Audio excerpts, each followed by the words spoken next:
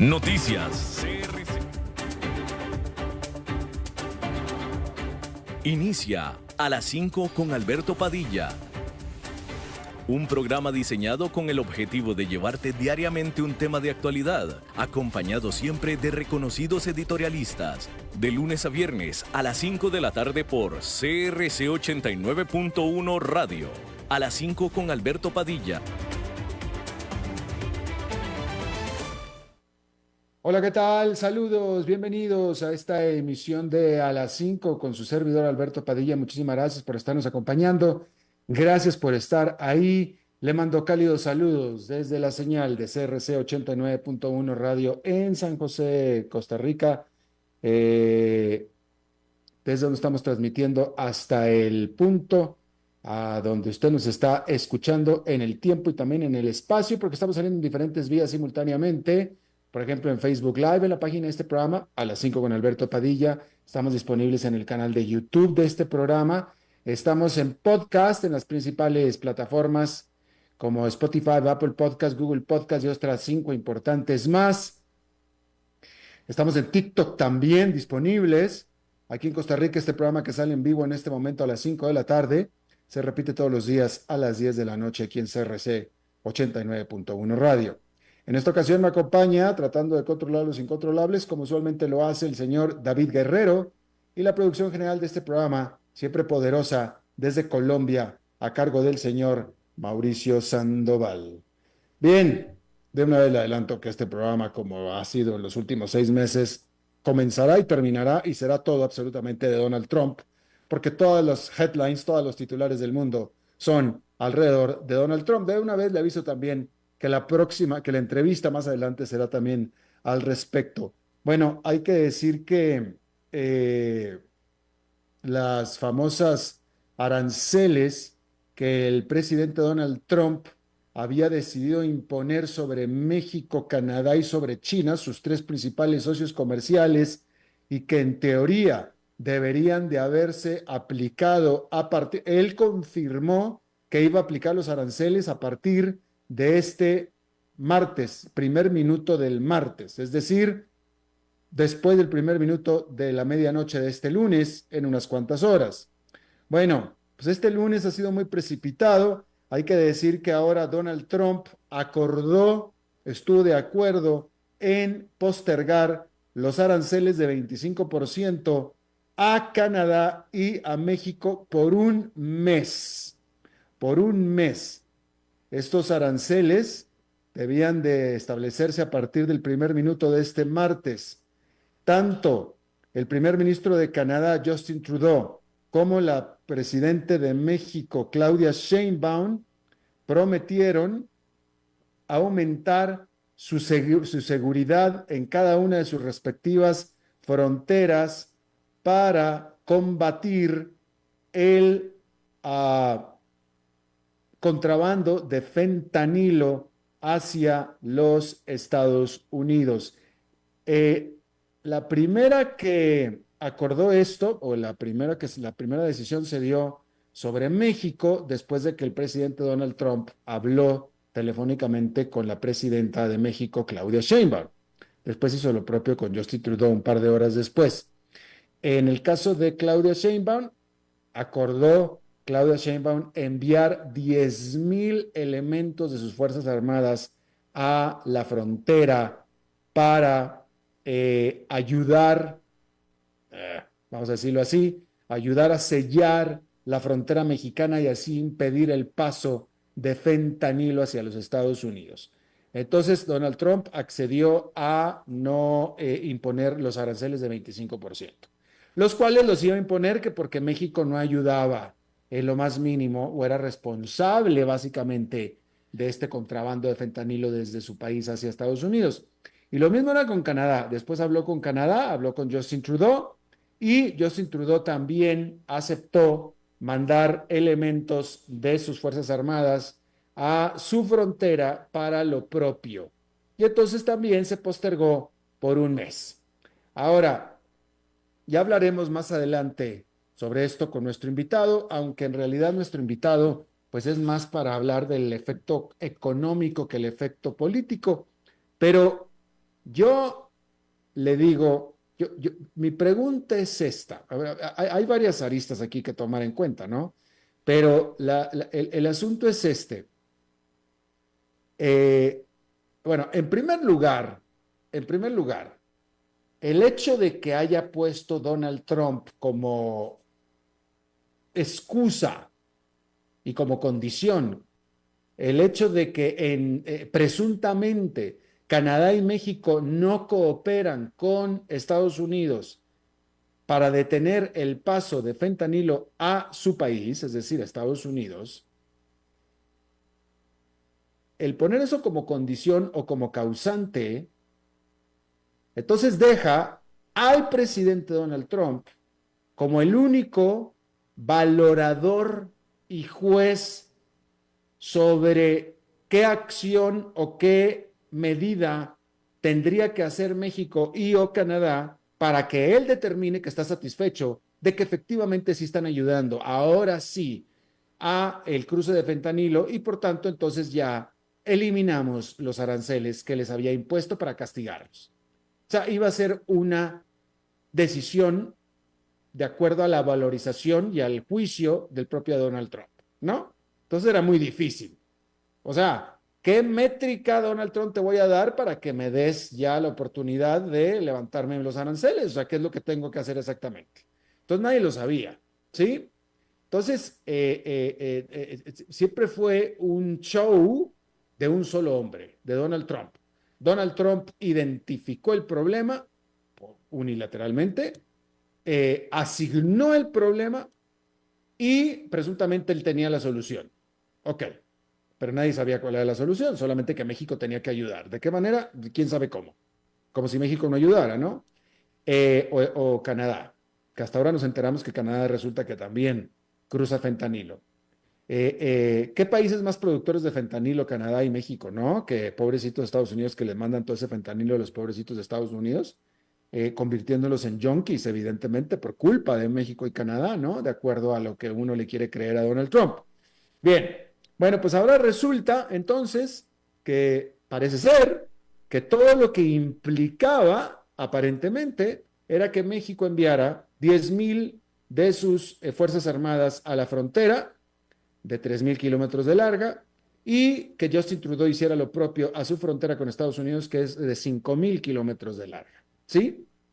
Ahora, a ver, pregunta, esta es la pregunta yo básica que yo tengo y perdóneme, yo no soy experto en seguridad, pero si en teoría,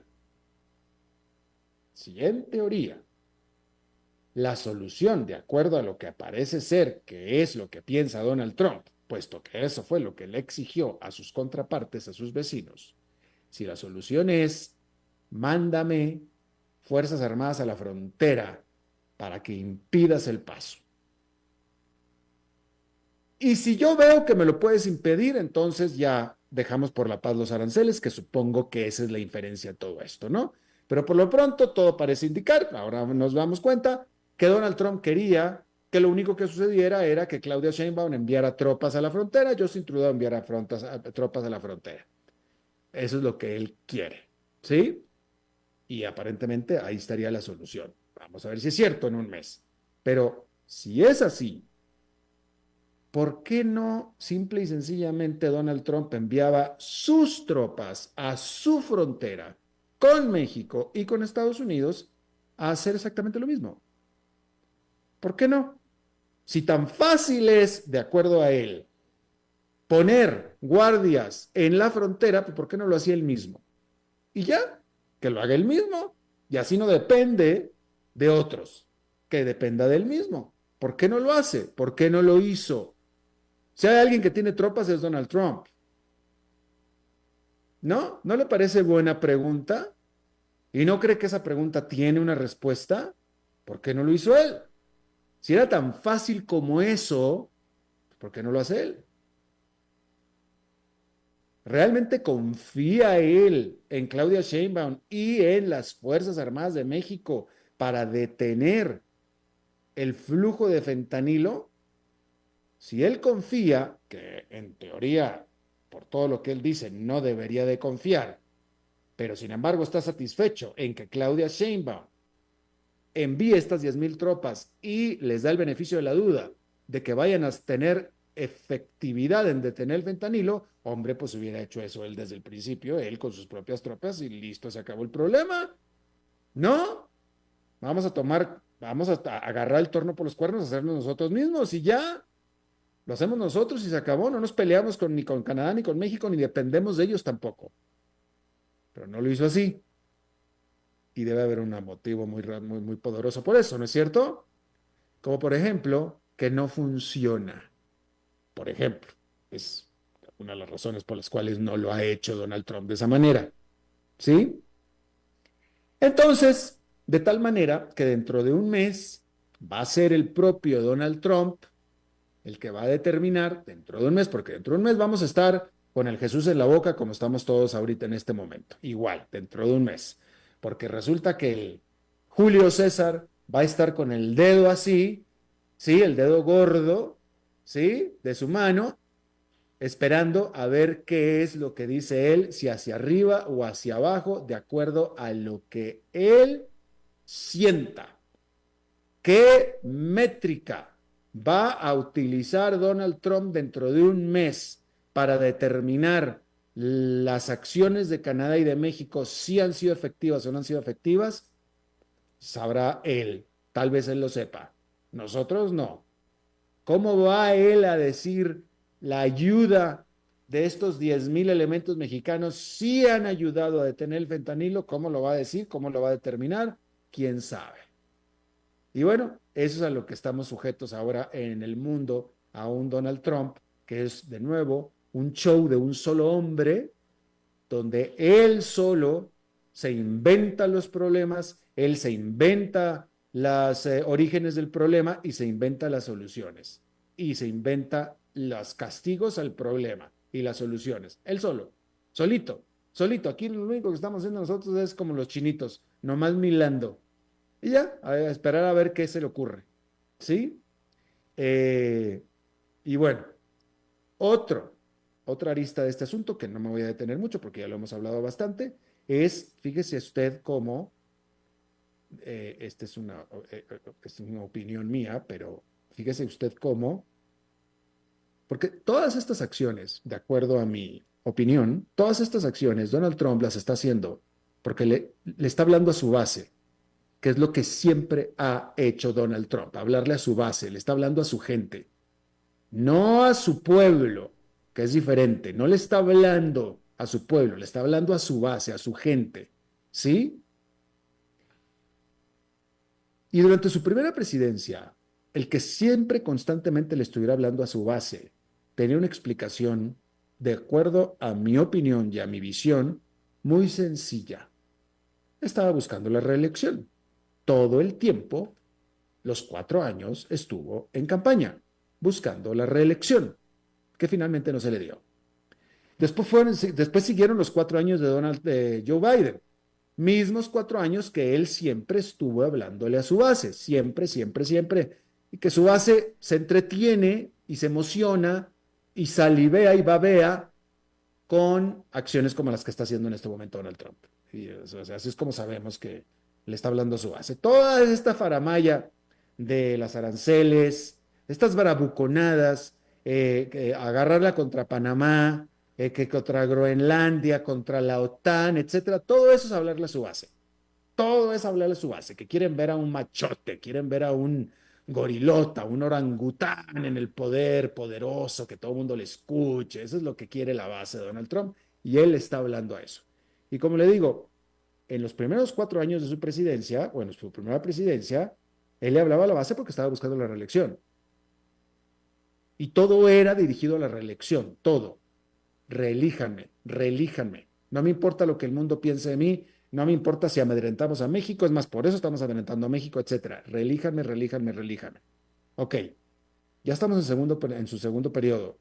Y en teoría, bueno, no, en teoría no. La Constitución dice que no se puede reelegir más. Entonces, ¿por qué continúa en campaña? ¿Por qué continúa con las mismas prácticas? Era para que estuviera tomando otro tipo de decisiones diferentes a las de alguien que está buscando la reelección. Porque siempre es así. O sea, un presidente que está pensando en reelegirse toma cierto tipo de decisiones a uno que ya sabe que no se va a reelegir. Son diferentes tipos de decisiones y son muy identificables todas. Y eran muy identificables las de Donald Trump al principio, pero ahora sigue siendo las mismas. Recuerde, yo aquí le dije, se lo dije cuando comenzó esta presidencia el 20 de enero pasado. Yo se lo dije, Donald Trump no es alguien que crea en la democracia y es alguien al quien la democracia más bien le estorba. Y mientras él crea que le está haciendo bien al país, él se va a quedar en el poder por sobre lo que sea, dando el beneficio de la duda de que él cree que está haciéndole un bien al país. Pero él, todo lo que tenga que ver con democracia y lo que diga la Constitución al respecto, para él eso es un estorbo, no le sirve absolutamente para nada, al contrario, le estorba. Y yo se lo dije aquí. No sé si él en lo personal vaya a querer reelegirse de nuevo, que por cierto hay un movimiento, ya hay una iniciativa de ley que metieron para que se reelija por tercera vez, la cual constitucionalmente no va a volar, no va a salir adelante, pero no sé si él lo vaya a hacer dentro de 4 años, pero lo que sí estoy totalmente convencido es que si no, él va a imponer alguien de él, que no necesariamente vaya a ser J.D. Vance, el vicepresidente, sino alguien de él, si no es que él, dentro de 4 años, si acaso el voto no le favorece a él o a su partido. Y me parece que estas señales de que él sigue, me parece que estas señales son señales de que él sigue como en campaña de reelección, donde cada movimiento que hace, cada decisión que toma, cada declaración que hace, todas son dirigidas a su base, nada más a su base. La gran pregunta es ¿para qué? Si no se quiere reelegir. Ahí le dejo eso. Mientras tanto, el secretario de Estado de los Estados Unidos, que es el canciller Marco Rubio, anunció que se convirtió ya en el director activo de la agencia USAID, esta agencia de desarrollo o de ayuda para el desarrollo, y que en efecto será absorbida por el Departamento de Estado que él dirige. Mencionó Marco Rubio durante su gira por Centroamérica que muchas de las funciones continuarán efectivamente mientras éstas se alineen con la nueva política extranjera de los Estados Unidos. Más temprano en esta misma jornada, los empleados de USAID en Washington fueron avisados para que no se reportaran a trabajar y cientos de ellos perdieron acceso a sus cuentas de email.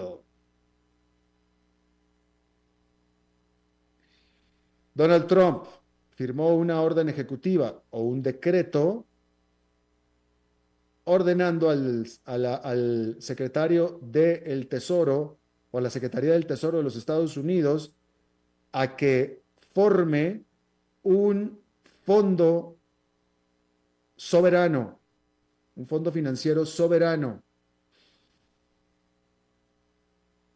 el cual podría ser usado, dijo, para comprar nada menos que TikTok. Y previamente había ya sugerido que pudiera ser financiado por los aranceles y otras cosas más inteligentes, dijo él. Hay que decir que los consejeros del presidente Joe Biden habían estado trabajando en la formación de un fondo similar para promover la seguridad nacional de los Estados Unidos, los intereses de esta. Sin embargo, al final no se creó.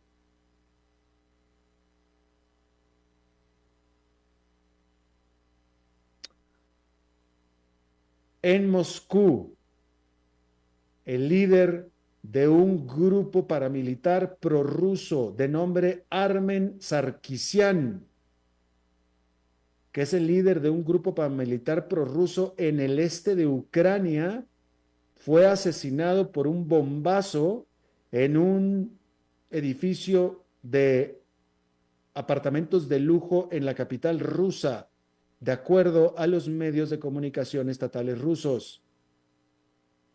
Uno de los guardaespaldas de Sarkisian también fue muerto y otros tres fueron heridos. Hasta ahora nadie se ha adjudicado responsabilidad de este ataque. Las autoridades de Ucrania habían emitido una orden de arresto para Sarkisian en el 2014, hace ya más de 10 años.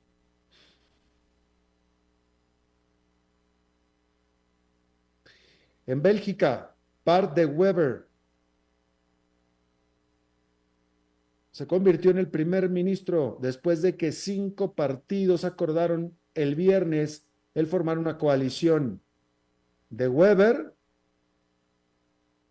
que pertenece a un partido de centro derecha, ganó las elecciones de Bélgica hace casi 8 meses y será el primer nacionalista Flemish para convertirse en líder de Bélgica. Prometió implementar la más estricta política de inmigración jamás creada en Bélgica y el recortar el gasto público para mejorar las finanzas del país. Bueno, y en este drama, en este culebrón, en esta novela que no termina en España, Jenny Hermoso, quien dirigió el equipo nacional español de fútbol femenil y que ganó la Copa Mundial en el 2023, entregó evidencias en el juicio en contra de Luis Rubiales, quien fuera el entrenador de este equipo de fútbol. Usted recordará que Rubiales había besado a Hermoso cuando le estaba dando las medallas que ganó el equipo y por tanto se le acusó de un asalto sexual. Y después de tratar de chantajear a Hermoso, de decir que el beso había sido consensual. Desde entonces él se ha disculpado 1000 veces y ha negado las acusaciones. Sin embargo, hay todo un movimiento en contra de él.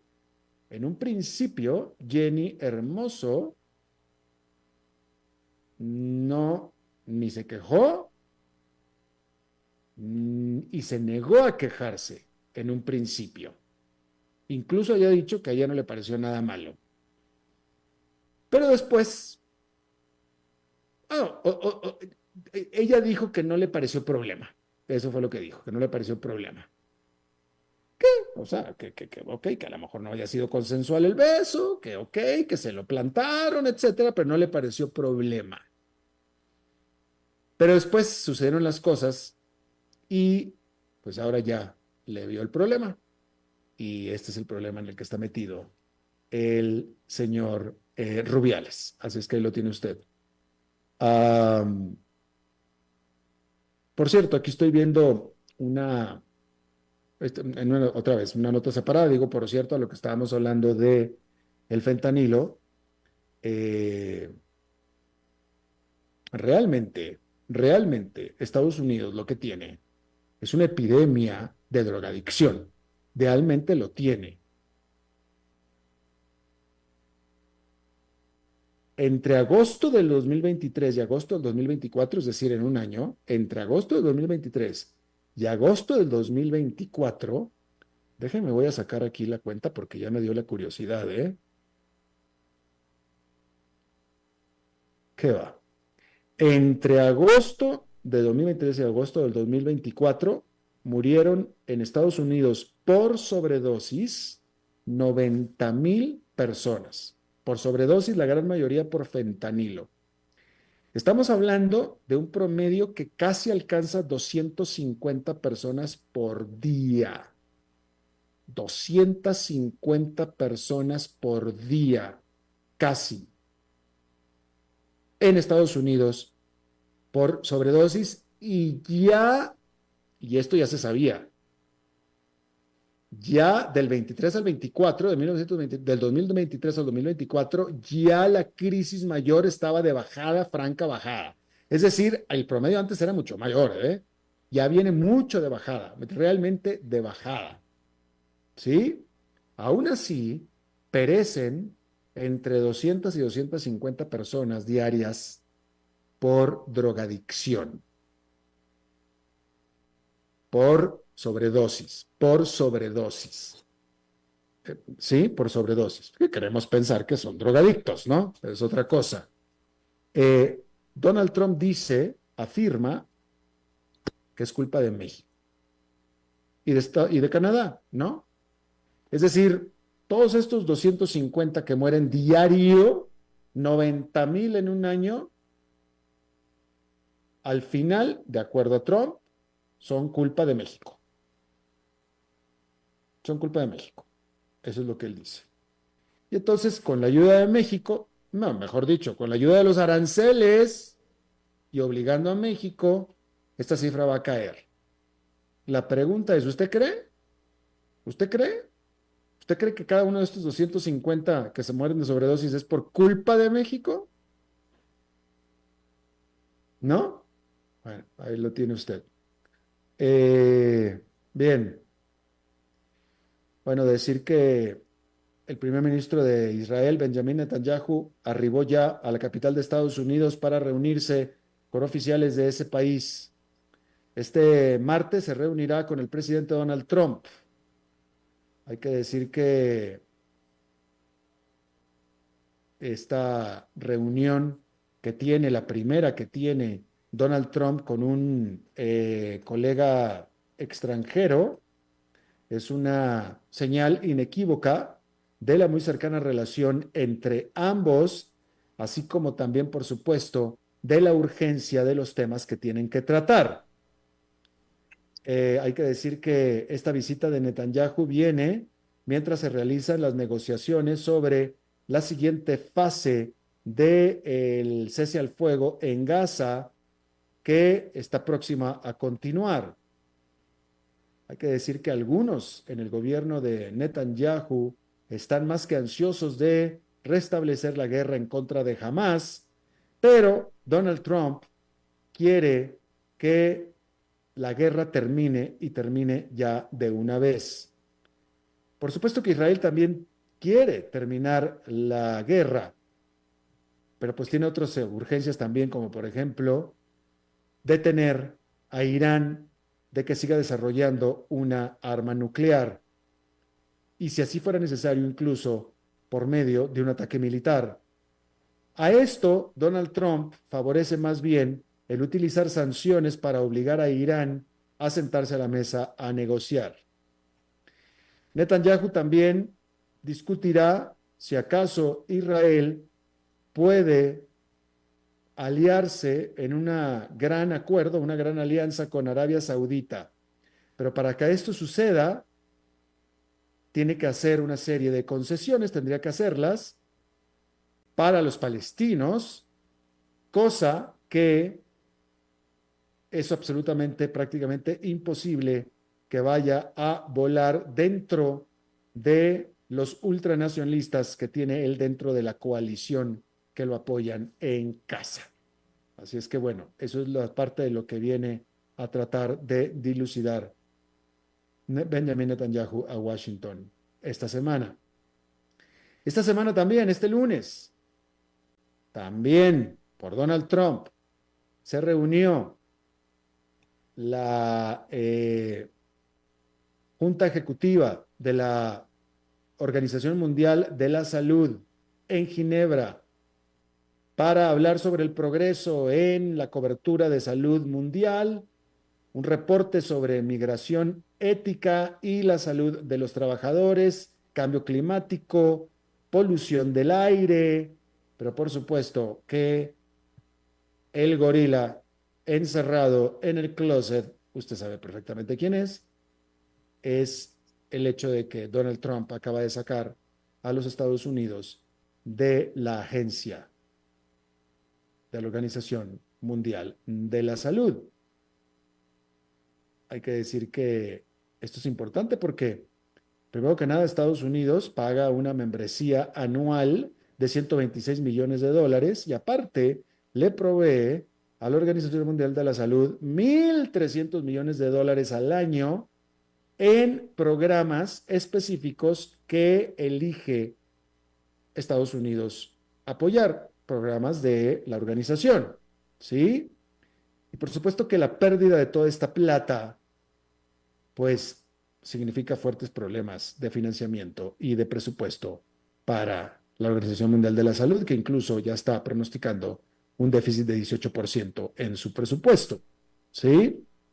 Hay que decir que efectivamente Estados Unidos, en efecto, va a ahorrar dinero al dejar de apoyar y al dejar de pertenecer a la organización. Sin embargo, va a sufrir en términos de información importante, porque dejará de tener acceso a información sobre salud en todo el mundo, por ejemplo, información que utilizan las firmas farmacéuticas estadounidenses para ayudarlas a diseñar en cantidad y en calidad las vacunas anuales contra el flu. Y aparte, este desprecio de Estados Unidos a la Organización Mundial de la Salud pudiera darle entrada a China para incrementar su poder suave para liderar al mundo en materia de salud. Y es lo mismo que está haciendo China con cada uno de las regiones y de los países que Donald Trump está amedrentando y que aparentemente a él no le importa. Porque cada vez que Estados Unidos se presente como un enemigo, China, que para muchos ya era más enemigo que Estados Unidos, hoy está presentando una cara amigable. Y entonces, a la hora de buscar alianzas ante un enemigo formidable como Donald Trump, ¿a dónde cree que se van a ir estas alianzas o a quién van a preferir? ¿A quien le extiende la mano y da dinero o a quien lo agarra a bofetadas cada vez que se quiere acercar? Y ese es Donald Trump en este momento. Así es que ahí lo tiene usted. Vamos a hacer una pausa y regresamos con nuestra entrevista de hoy.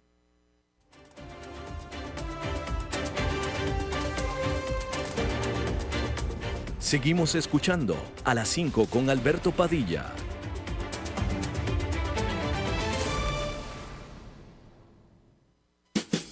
Para llegar pronto al trabajo, sea inteligente, porque si pasamos uno a la vez, el tránsito no se detendrá.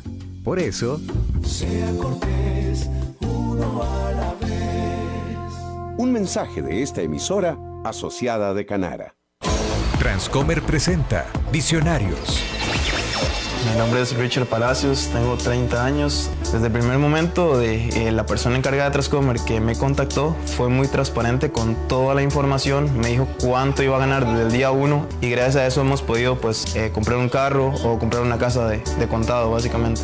Transcomer, desde 2003 hasta que lo logres.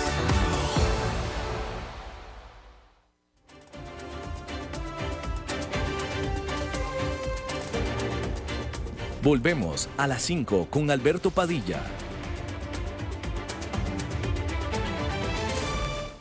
Muchísimas gracias por continuar con nosotros. Bueno, me da mucho gusto que esté con nosotros y me da mucho gusto volverlo a ver y nadie mejor desde mi punto de vista para que nos explique todos estos asuntos, pues que el maestro, literalmente el maestro, el señor Claudio Loser. Don Claudio es actualmente socio de la consultora internacional Centennial International, consultora en macroeconomía, consultan países. ¿Y por qué está don Claudio en Centennial International? Bueno, nada más porque estuvo 30 y tantos años en el Fondo Monetario Internacional, haciendo lo propio con países. Él fue jefe del hemisferio occidental del fondo y es un Chicago Boy, es un doctor en economía por la Universidad de Chicago, basado en Washington. Don Claudio, me da mucho gusto saludarlo. Es un placer volver a verlo y a conversar con usted. Siempre hemos mantenido la mejor relación y le agradezco mucho esta oportunidad. Y sí, la mejor relación ya, como 30 años de andar viendo todos estos eventos, don Claudio, usted y yo juntos. Llorando juntos. juntos. Llorando juntos, te lo ha dicho. Oiga, don Claudio, a ver, yo creo que a estas alturas a todo mundo le queda claro, puesto que hay un unísono, por no decir un consenso en todo el mundo, de que los aranceles no son buenos absolutamente para nadie. Entonces, esa pregunta yo creo que no se la voy a hacer. La pregunta que yo le voy a hacer es, ¿cuándo sirven y para qué sirven los aranceles cuando estos se aplican? Si tienen una utilidad práctica, si son necesarios para ciertos eventos o situaciones, y si esta, para la que lo iba a utilizar Donald Trump, es una de ellas. Bueno, desde un punto de vista conceptual y ciertamente en la práctica, ¿eh? Los aranceles y la protección es mala. Fueron malas hace 200 años cuando se sacó la protección a la agricultura británica, hace 90 años durante la crisis mundial y es terrible ahora. Yo como hombre originario de la Argentina, donde nos dedicamos profundamente a hacer protección, puedo decir sin lugar a dudas de que esto no es bueno. Por supuesto, hay una idea de que si ponemos aranceles producimos más internamente y eso ayuda a la producción. Sin embargo, la experiencia muestra que beneficia a algunos, no necesariamente a los trabajadores, y la protección afecta a todos los que consumen los productos protegidos. O sea, sube un arancel y eso le pega a todos los consumidores. En Estados Unidos, por ejemplo, la gente va a tener que pagar más por prácticamente toda su comida, 80% del consumo de vegetales y frutas viene de afuera, principalmente de México, y eso evidentemente nos va a pegar a todos. El sector industrial es muy pequeño, pero es una visión que yo creo que es equivocada. Si lo uso, y acá termino, si lo usa Trump porque quiere negociar otras cosas, no bueno, es una posibilidad, pero yo creo que no es el mejor arma. Es usar un martillo para abrir un frasco de duraznos. De cristal. Usted, fíjese la pregunta que le voy a hacer. Usted, desde que está en el Fondo Monetario Internacional y hasta la fecha, usted no es político, pero siempre ha lidiado con políticos. Y Sí, Donald Trump, pues, es un político, ¿no? Entre otras cosas. Economista no es, ni tampoco comercial. Usted que conoce a los políticos, ¿usted pensó? Porque es que ahora, la pregunta se la voy a hacer, porque ahora resulta que después de todo ya postergó la implementación de los aranceles. Y entonces uno ya empieza a decir, ay, se me hace que estaba blofeando. Entonces, pregunta, ¿a usted le pareció que él iba a ir con los aranceles o siempre pensó que no los iban a poner? tenía dudas. Me temía que sí iba a ir con los aranceles, dado que tiene a su alrededor gente que cree en esta visión de vivir con las cosas de Estados Unidos, una visión muy, digamos, provinciana, aunque yo soy un hombre de provincia, una visión muy provinciana. Yo esperaba que fuera para negociar, pero me temía y todavía me temo que va a ser algo donde él va a querer poner aranceles quizás no tan altos en algunas cosas, con China y con otros países donde son más eficientes que en Estados Unidos para producir. Eh, Suponiendo, vamos a suponer, porque, o sea, vamos a suponer que termina por imponer los aranceles. Vamos a suponer esto. Porque, pues, lo que pasa es que, como usted estará de acuerdo, depende de Donald Trump que él diga, ya me gustó la manera en la que México está cooperando, entonces, o no me está gustando, entonces sí le ponemos los aranceles, o sí me gustó, entonces ya se los quitamos. Entonces depende de él. Entonces, ¿qué tenga él en la mente? No sabemos. Pero la pregunta es, suponiendo que vaya y dentro de un mes efectivamente imponga aranceles, ¿Cuánto tiempo y sabiendo que va efectivamente a afectar al consumidor estadounidense y por tanto va a afectarle en su popularidad a él, eso pensamos nosotros, ¿cuánto tiempo sería sostenible esta imposición de los aranceles en la práctica en Estados Unidos? Quiero agregar algo a lo que usted mencionó, Alberto, y es lo siguiente. Otros países van a poner aranceles a los Estados Unidos. También, sí. O sea que esto no es solamente cuánto puede aguantar Trump o cuánto puede aguantar que suban los precios internamente y que haya, digamos, falta de bienes, etcétera, sino que además los productores norteamericanos se van a ver afectados porque le van a poner aranceles a ellos. Entonces, los exportadores desde aviones a, a maquinaria agrícola, a agricultura, van a sufrir y eso lo va a hacer menos sostenible. O sea, yo no puedo hablar de que esto no sea sostenible por 6 meses. Yo creo que, de hecho, dadas las presiones que pueden ocurrir, no pasaría de fin de año. Pero es porque pone los aranceles él y le ponen aranceles a él.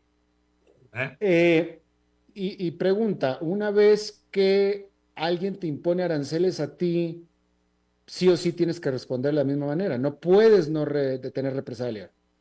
En algunos casos, uno diría un país pequeño va a decir, bueno, no, yo tengo que vivir con esto, no quiero pelearme más con los Estados Unidos, pero fundamentalmente en una situación así se pasa de cooperación a una situación de enfrentamiento y pensemos en los europeos, pensemos en los ingleses, pensemos en Brasil, pensemos en Colombia también, ni hablar de México, van a reaccionar de esta manera, porque desde un punto de vista económico quizá no tenga sentido, pero desde un punto de vista político, si a mí me pegan en la cara, no me queda más remedio que defender. Claro. Donald Trump, él hablaba de que estaba imponiendo los aranceles por represalia o por castigo porque México no cooperaba con el cruce de fentanilo, pero que tenían de bueno los aranceles, uno, que iba a acumular esa plata para gastarlo en otras cosas, que era dinero que iban a entrar a las arcas del país, pero dos, como usted lo dijo hace un momento, para impulsar la propia industria nacional. Esto suena un tipo el modelo de sustitución de importaciones, ¿no?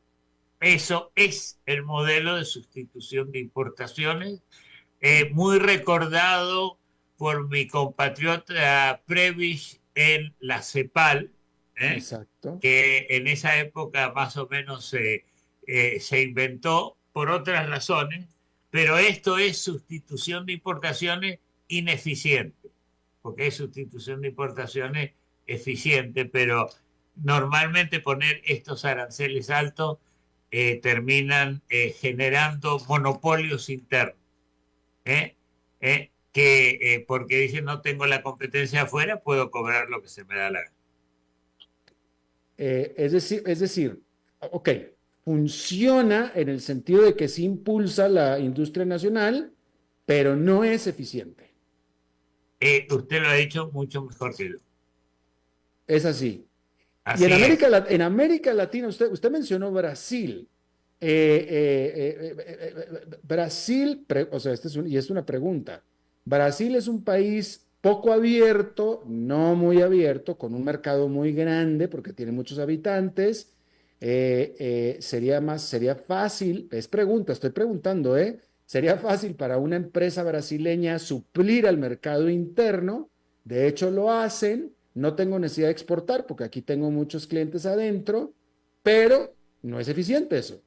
No es eficiente y por supuesto le cobro más a la gente y por supuesto Brasil, por supuesto en algunos sectores, por ejemplo en aviones de mediana distancia tiene ciertas ventajas, pero claramente Brasil puede aguantárselo, pero con costos para la gente, porque deja de producir las cosas que hace eficientemente, no solamente soja, carne vacuna y carne de pollo o café, sino otro tipo de cosas porque es un país industrial, pero realmente no sería lo más eficiente.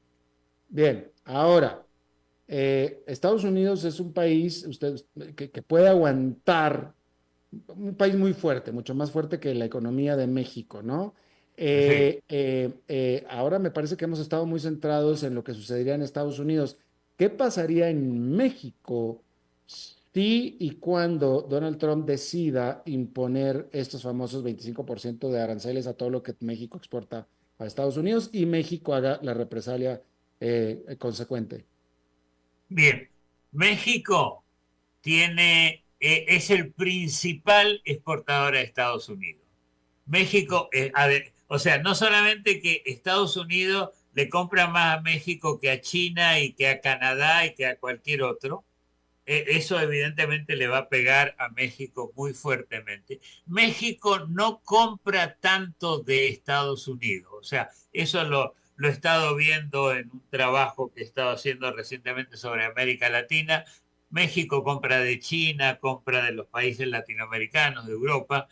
Evidentemente, el efecto, digamos, de ponerle tarifas a Estados Unidos le va a afectar, especialmente en las industrias integradas. Ahora, en resumen, México sufriría mucho más que Estados Unidos. O sea, México tendría una recesión importante dado que tiene la industria automotriz, la industria de televisores, todo tipo de actividad industrial donde los bienes cruzan la frontera hasta 7 veces.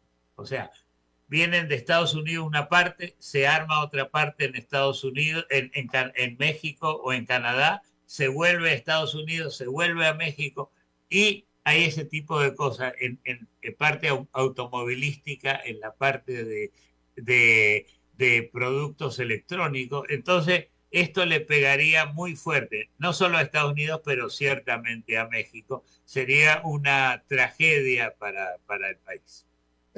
Don Claudio, ahora voy a invocar, aquí hasta ahora ha estado hablando aquí el economista, el doctor en economía con tanta experiencia, pero ahora voy a invocar al hombre de mundo, al hombre que lleva aquí ya varias décadas pisando en este mundo, sobre todo porque Donald Trump y usted son más o menos como de la misma generación, ¿no?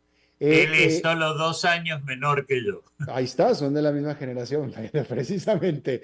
Pero, a ver, si Donald Trump tiene una economía que está creciendo y si tiene asesores económicos, al secretario del Tesoro es alguien que tiene mucho respeto, el nuevo secretario del Tesoro que él puso, que le están diciendo lo mismo que usted nos está diciendo aquí, que los aranceles no son buenos y etcétera. Él tiene una economía que está creciendo, con inflación que está bajando y etcétera.